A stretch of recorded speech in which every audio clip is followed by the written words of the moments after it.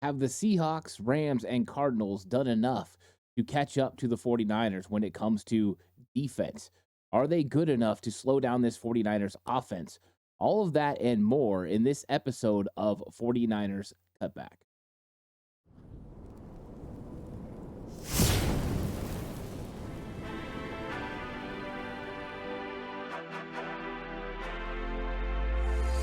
From the alley-oops at Keysar to the glory days at the stick. From who's got it better than us to brick by brick. It's always the 49ers way from off-season to game day. Yeah, we talk back. It's the 49ers Cutback.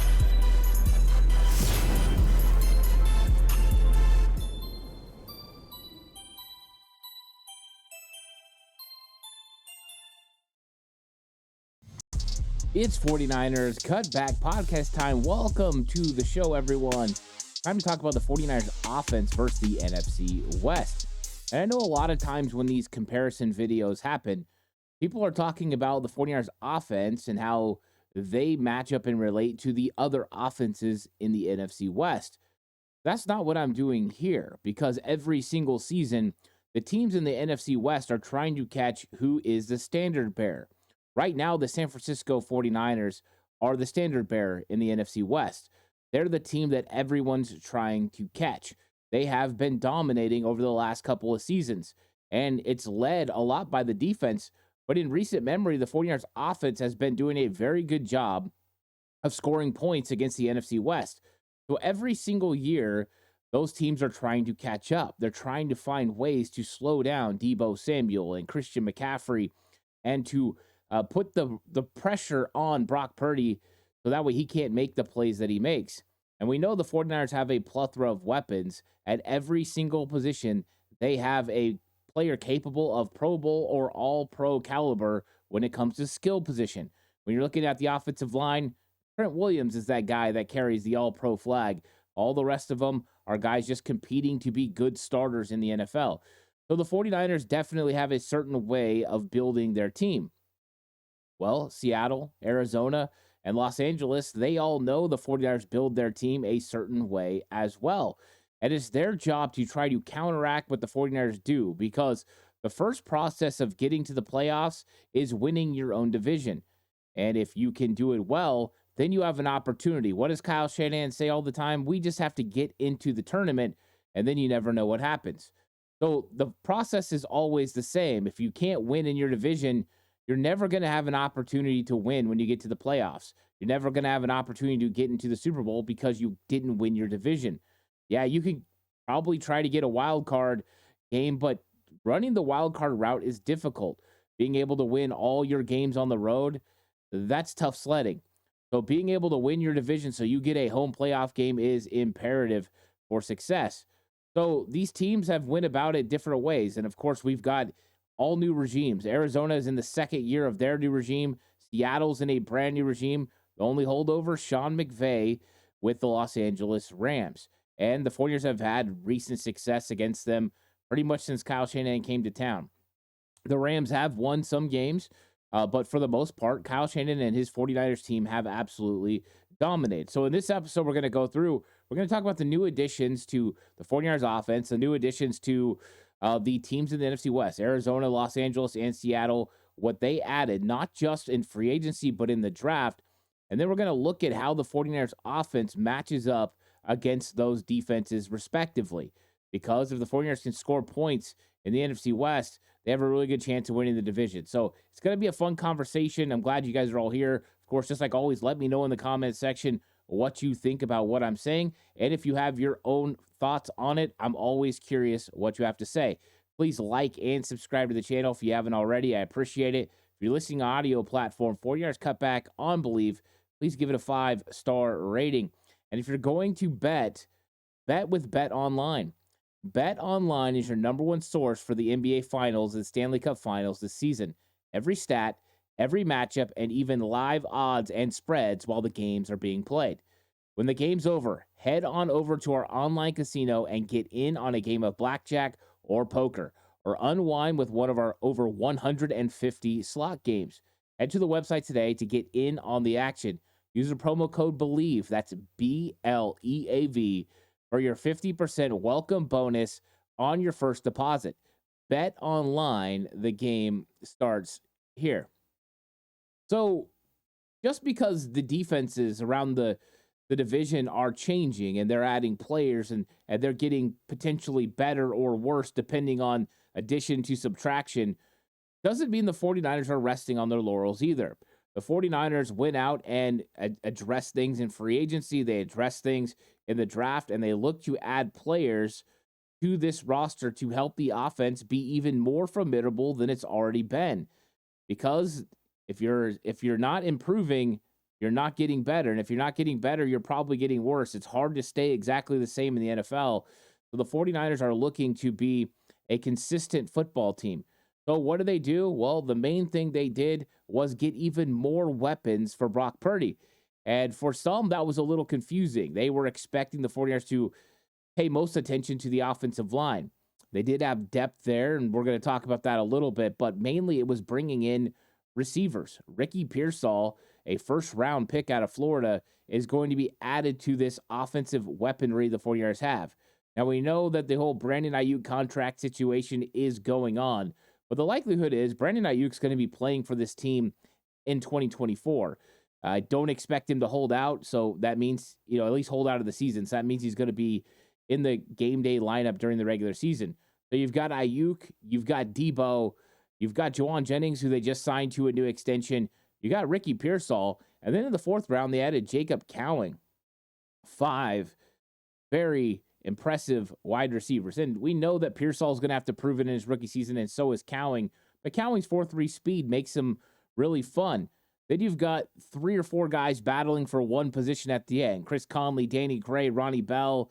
They're all in competition. Then you got Trent Taylor, who they brought in, who has some special teams ability there that he can help this football team. So 49ers definitely brought weapons in at wide receiver. But then also, to strengthen the offensive line, they brought in Dominic Pooney. And Dominic Pooney was drafted in the 3rd round. They traded up to get him. And he's going to be competing, according to Coach Chris Forrester, with Spencer Burford. And John Feliciano was brought back, which was a good addition to the offensive line. And we know that's probably a place that other teams are looking to take advantage of the 49ers, because if you see a weakness, you go ahead and attack it.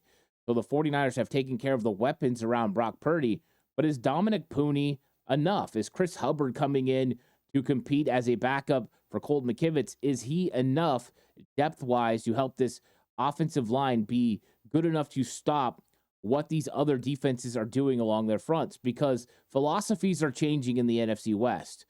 A lot of the time, Seattle built completely from the backside up, and now that they've got a new coach, they're building the front line as well. So front line, that front seven is going to be very much paid attention to, and they have gotten better in that regard. But the 49ers also added running back and speed in Isaac Guerendo. How much impact is Guerendo going to have in year one?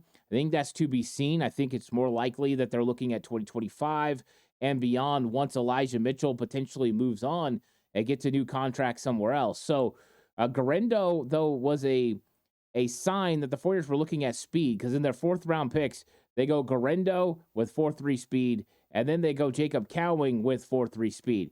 So speed is a way that they're looking to handle the NFC West. As the NFC West is bulking up and getting bigger, the 49ers are looking to get more speed. It's a continual competition of diversifying what you got talent-wise to be able to counteract what teams are going to try to do to you. So when they zig, you zag. That's the whole key to this. It's playing chess. And so the 49ers are continuing to try to play chess. And one way they continue to do that is they signed a tight end 2 in Logan Thomas. And now with that tight end 2, it gives the 49ers some other advantages when it comes to personnel groupings. Teams haven't had to worry about a 12 personnel matchup where Logan Thomas and George Kittle could be on the field together, and they could take advantage of one of them matched up on a linebacker or a safety in space, which could be advantage 49ers. We'll see once we look at the NFC West defenses if that is an advantage. So they bring it in. Of course, I have a video about will the 49ers philosophy change Go check that out. I talk a lot about the personnel grouping, 12 personnel with Logan Thomas. We'll touch on it a little bit here because this is a complete overview of the looks. But they bring in Logan Thomas, and that was a big move for the San Francisco 49ers. So let's talk about key additions for the other teams around the league. So Arizona Cardinals in the division, they brought in Justin Jones, defensive tackle. They brought in Mac Wilson, a linebacker, Bilal Nichols, a defensive tackle, and Sean Murphy Bunting, a cornerback. And they really did need cornerback help. They needed a veteran. They got a lot of young players out there on defense. So bringing those guys in was very important. And when you look at what they did as far as the draft, they brought in Darius Robinson, who 49er fans are very tuned into who he is. Big defensive end, plays about 280 pounds, and can set the edge. And so he was a nice, solid addition for them. Got pretty good pass rush skills, but he should hold up well against the run. And guess what? When you've got the reigning offensive player of the year in Christian McCaffrey, you've got to be able to stop the run when you play them. When you've got Kyron Williams in Seattle running the football the way he does, in Los Angeles, you've got to be able to stop the run. So Arizona brings in Darius Robinson. They also brought in Max Melton, cornerback, another one that 49er fans loved, and they drafted him. So improvements with rookies as well. And they got a couple other guys along the way. Another guy to mention is a pass rusher that I liked, Xavier Thomas. They got him late in the draft. So a little bit of pass rush as well when it comes to Arizona. So they brought in some guys. I think their guys are a lot more subtle as far as names to bring in, but they brought in some guys that are going to help and that mold of what they're looking for to kind of slow up and stop the 49ers. Los Angeles Rams, they brought in Tre'Davious White. Tre'Davious White's been dealing with a lot of injuries, but if he's right, he's one of the better cornerbacks in the entire league. So they're betting on his potential to be healthy. It's a little bit of a gamble, but if it works, it's a good signing because the Rams had a little bit of problems when it came to their roster last year, and when it came to playing cornerback, there just wasn't the talent at the position that they ultimately needed. And you had guys on there that just weren't getting it done. I mean, they were starting Ahkello Witherspoon last year, and they knew that was just something they couldn't do this season. They also brought in Darius Williams from Jacksonville. He had 4 interceptions last year, so another talented guy to go with Tre'Davious White. They have changed what that cornerback room looked like. Of course, before it was Jalen Ramsey, and they had a lot of competition. He would go lock on to people, then they traded him away. And since then, their cornerback depth really hasn't been there. So they bring in a couple of veterans here that should make an impact and could be directly tied to the 49ers having Ayuk and Debo and this wide receiver room. And then they signed Cameron Curl, safety out of Washington. He's from the Washington Commanders. I remember breaking it down last year when the 49ers were going to play the Commanders. And Curl was a guy who played better in that game than I expected him to. I thought it was a place the 49ers were going to take advantage of. So Cameron Curl gets added to the Rams defense as well. 3 veteran players for that secondary. When you look at the big draft picks, of course, they get Jared Verse. He was my number 1 defensive end in the entire draft. I think that was a great move. Now you put him opposite of Byron Young, who they got the year before out of Tennessee in the 3rd round. And they've got 2 very solid edge rushers on this football team, and young edge rushers as it would be. Then you've got Braden Fisk, who they added in the draft as well. Athletic defensive tackle, defensive end. He's taking over potentially for Aaron Donald. Of course, he's probably not, maybe won't start. We'll see how it goes. But as far as young guys, those guys are the ones that stand out. And Cameron Kitchens, young safety from Miami, who I really liked in the process. And he's a guy that hits hard and plays physical. How quickly will he be able to get into that starting lineup? Because he is behind Cameron Curl and he's behind Russ Yeast. So he's going to have to figure some things out. And so those are some guys that, they've brought in potentially to help this football team. And then you look at Seattle, and Seattle did a lot of stuff. Of course, they're changing schemes, so they need to get guys in that fit their scheme. As Seattle brought in Jerome Baker, linebacker from Miami, Tyrell Dodson, he came in as well. Kevon Wallace at safety, Jonathan Hankins, the big defensive tackle. I think that's a great signing for Seattle. Rashawn Jenkins at safety. They're replacing 2 safeties. Quadre Diggs gone. Jamal Adams gone. you got to bring in guys. They bring in Rashawn Jenkins and they bring in Kayvon Wallace and then Artie Burns, cornerback. So they did a pretty good job of building when it came to, just on free agency. They also had some guys in the draft that they grabbed as well. Byron Murphy, defensive tackle from the University of Texas. What a great move that was to already go with a pretty good defensive line. And then they brought in Tyrese Knight, linebacker, and they're hoping that he's going to be able to develop into a very solid player. Another notable name, DJ James, the cornerback out of Auburn. Another nice move there to bring in somebody that can help in the back end. So you can see that they're making moves. They're bringing in guys that are going to be able to help their football team, because the truth is, just like I mentioned with Arizona, you have to be able to stop the run if you're going to stop the 49ers. 49ers with Christian McCaffrey and this offensive line, nearly 1,500 yards rushing on the ground. So who has gotten their team good enough to stop the San Francisco 49ers run game first and foremost? I think when you look at the Arizona Cardinals, I think they tried. They're doing a good job here. They brought in, Justin Jones out of Chicago.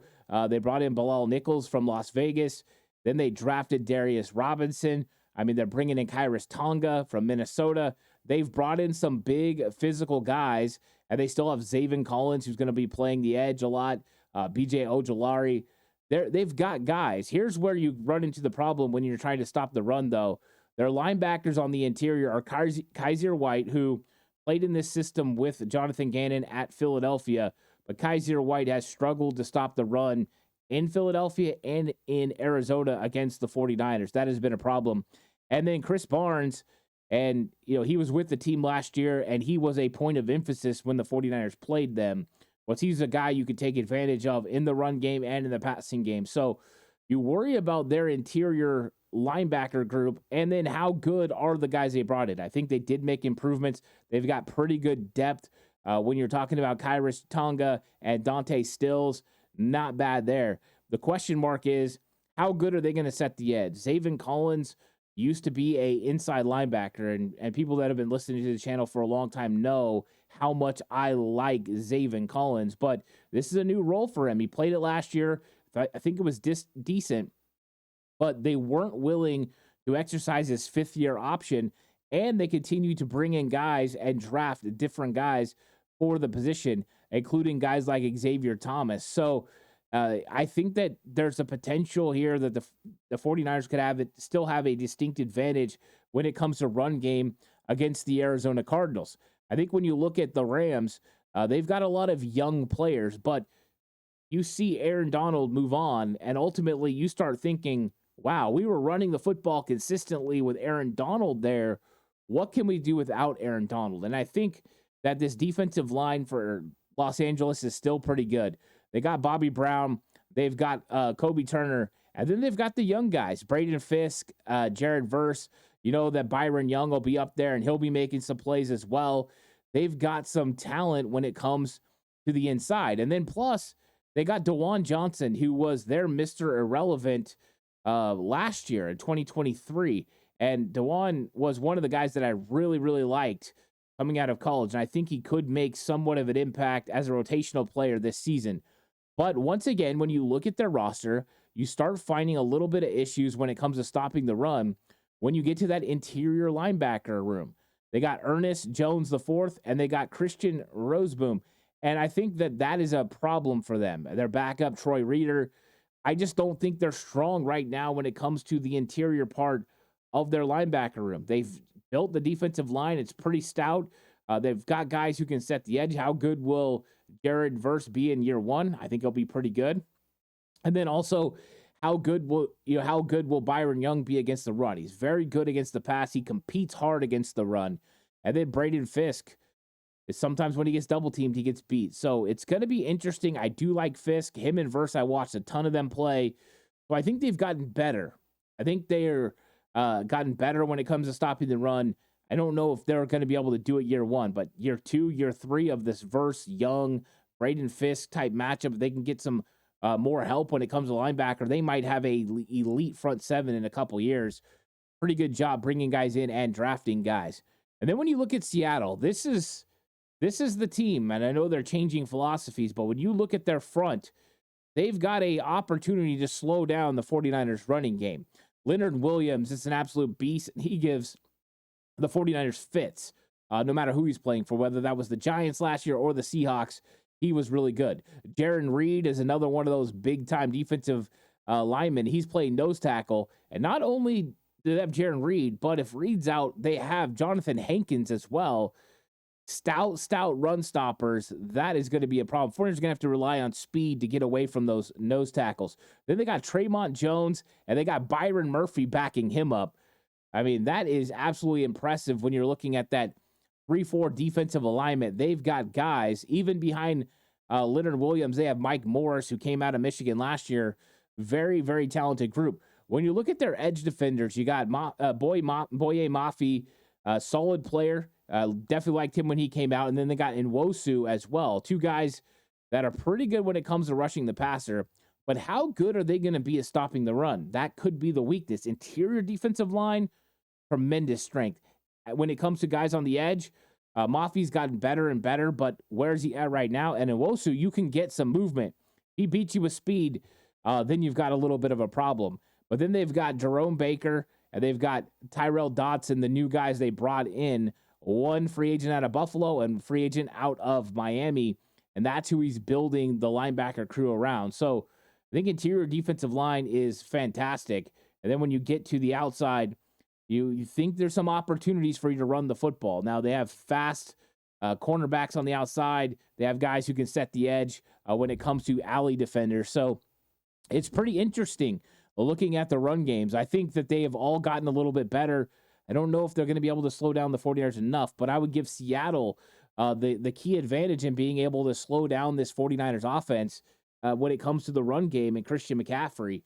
So that's where they've developed there. Now, when you're talking about the 49ers passing game and you're talking about weapons on weapons on weapons with the personnel groupings you can run, because now you can run pretty much anything. There's no restrictions to what Kyle Shanahan can do with his personnel and what groupings he wants to run to manipulate what these defenses are looking to do. So when you're talking about passing game and you look at the Arizona Cardinals have one of the best safety rooms in the entire division when you've got Budda Baker and Jalen Thompson. Those guys are solid. Not a lot of depth there, and those guys are great. When you look at the cornerback room, I love the Sean Murphy Bunting deal. I think they needed to get that done and bring in some veteran ability because I think they were lacking in that department. But when you look at Max Melton, he's going to be a young player potentially starting. Will it be him? Will it be Starling Thomas, another young guy? Will it be Cottrell Clark, another young guy? There's just so many young players here. Garrett Williams, potentially. I think the weakness of the Arizona Cardinals passing defense is going to be that cornerback position. Even when it comes to Garrett Williams playing the nickel, they need these young guys to step up. Besides Murphy Bunting, I think that the 49ers could take advantage of him. Max Melton's a good corner. I like him. But in year one, going against Ayuk or Debo or Jawan Jennings, he's going to be too physical for him. I just don't think they match up yet. So they have great safeties, and that should help them when they go against the 49ers, and the 49ers have their two tight ends that they can use. But when it comes to matchups with linebackers, with Christian McCaffrey and the running backs out of the backfield, or it comes to the wide receivers on the outside, 49ers have a distinct advantage against the Arizona Cardinals. I think the place where the Cardinals are going to have some success is maybe slowing down the tight ends a little bit. But even then, George Kittle has had tremendous success against Budda Baker. But I have so much respect for Budda Baker and Jalen Thompson and what they do there. So safety, they're good. Cornerback, not so much. So let's look at the Rams. Rams made tremendous improvements when it came to trying to stop the opposing team's pass. They brought in those guys. You got Darius Williams. He comes in. You brought in Tre'Davious White. What's he going to look like injury-wise? And then you've got Cameron Curl at safety. I think when you look at cornerback, you got to feel like they're doing something pretty good here. If Tre'Davious White is healthy, you're going to have two solid cornerbacks. I think that's a good group, Tre'Davious White and Darius Williams. I think they'll compete against the 49ers. I think where you find your weakness is when you get to the cornerback position. And I think they're a team you wouldn't mind putting into nickel package, because depending on who plays nickel, you could have a real advantage. If they want to go with Kobe Durant, then you can win with physicality when it comes to Juwan Jennings. You can run the ball out of 11 personnel. That would be an advantage. But if you want to take advantage of a player playing that position like Quentin Lake, that's when you can run Ricky Pearsall and Jacob Cowing and Brandon Ayuk, whoever you want, to be able to get that matchup and win. Christian McCaffrey, to me, they have too much speed, too much ability to create separation. So I think that could be a little bit of a problem. So depending on what the 49ers get out of the personnel groupings they put out there, you go 11 personnel with Jennings, depending on how they match up. That might be Lake to try to help in the run game, but would that hurt them in the passing game? Well, if you can go with Cowing, or you can go with Pearsall, or you can go with Debo in the slot to go against Quentin Lake, advantage 49ers. So you might have an advantage in the passing game there. And if they go smaller and they go with someone like Durant potentially in the slot, then that means that you're going to have Juwan Jennings taking advantage of him when it comes to run blocking. The 49ers finding ways there to match up. I like what they did here. I also think a little bit of a weakness for the Rams is going to be Russ Yeat, free safety. Cameron Curl will do okay, but I think their hope is that one of these other guys is going to be able to step up and take the job of Russ Yeat, because if not, 49ers are going to have an advantage using George Kittle, using Logan Thomas against the safeties, also getting some cool matchups where you go with some extensive packages to get matchups against those safeties that you really like. So improve the cornerback position. That should help them on the outsides against the 49ers receivers. I think the nickel corner spot is still a little bit of a weakness. The way that the 49ers can manipulate it through personnel groupings, different players being in there gives them advantages. So that's something the 49ers can definitely take advantage of. And then I think when you look at the safety position, this should be advantage George Kittle. It should be advantage Logan Thomas and Christian McCaffrey getting matchups against Cameron Curl and Russ Yeat. So let's look at the Seattle Seahawks secondary. And Seattle Seahawks have one of the better secondaries in the NFC West. And that's saying a lot because the Rams added some players at the position. You look at over at them, and they got Tariq Woolen. Tariq Woolen has been a solid cornerback. Of course, his rookie season was far better than his sophomore season, where I felt like he took a step back. Then they've got Michael Jackson. No, not that guy, but yeah, Michael Jackson played pretty good. And they got Devin Witherspoon. And Witherspoon has been, a little bit of a disappointment in year one. I think they expected him to come out gangbusters the way Tariq Woolen did, but that defense struggled. But now they're going to be in a different scheme. Going to be different looks, different matchups, different job responsibilities, and different usage because of the difference in defense. So they still have three very talented guys there. They also have some guys behind that are pretty good, including bringing in a guy like Artie Burns to compete to potentially play nickel corner. I think that helps them as well. So talented room overall.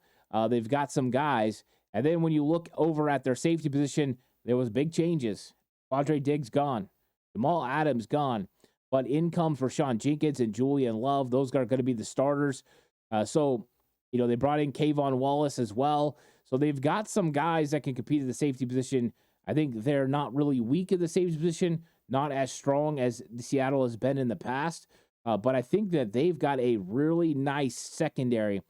It's interesting. I think they're well equipped to battle against the 49ers. Now, the 49ers have taken advantage of Tariq Woolen a lot. They've been able to do a lot of big things with him. So 49ers have had the upper hand, but we're going to see a different scheme.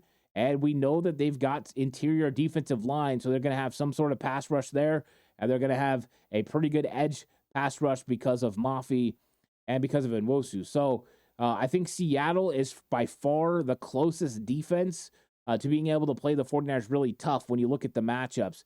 They can stop the run on the interior defensive line, and they're going to have a pretty good secondary to compete with the 49ers playmakers on the outside.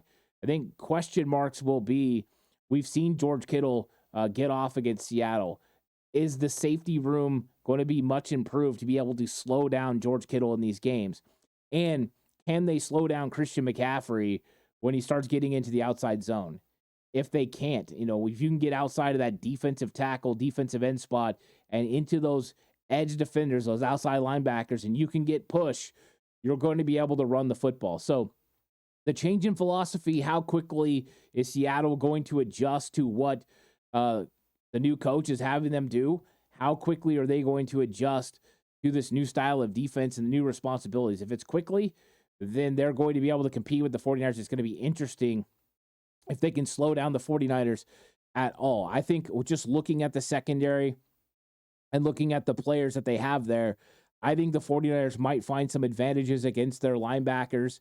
I think that's a distinct advantage for the 49ers. So getting matchups for McCaffrey, George Kittle against linebackers is going to be important in this game. But we know that Baltimore had success against the 49ers last year, some confusion. So you're probably expecting McDonald to try to pull off some of those things when it comes to that team. But pretty good defense for Seattle. I would say top to bottom right now, Seattle has one of the better defenses. I think their weaknesses are definitely edge defenders.